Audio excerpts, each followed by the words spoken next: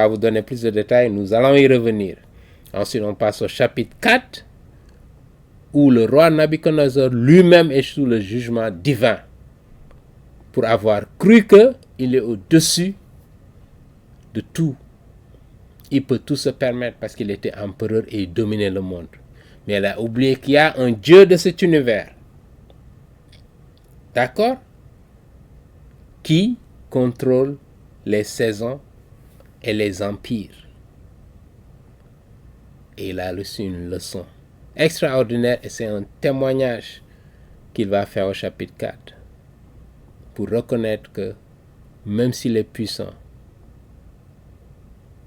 il y a un Dieu plus puissant que lui et qui contrôle ce qui se passe, qui lui a donné l'opportunité d'être un empereur et de diriger le monde.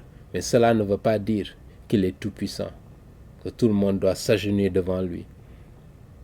Et si vous avez quelqu'un comme Donald Trump qui aurait peut-être ces mêmes impressions ou tendances, nous devons lui rappeler qu'il y a un Dieu de cet univers qui est plus puissant.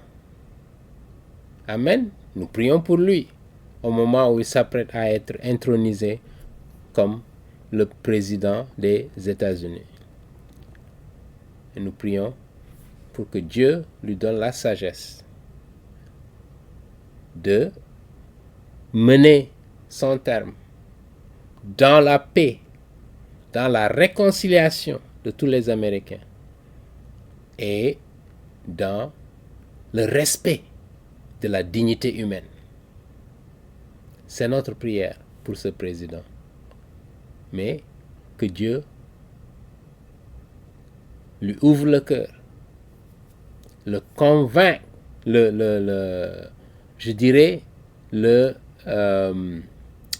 rendre humble, lui donne l'humilité de reconnaître qu'il n'est qu'un être humain comme tout autre et que la puissance appartient à Dieu et qu'il puisse connaître le succès durant son règne, etc., que les Américains soient satisfaits de son terme, de son mandat.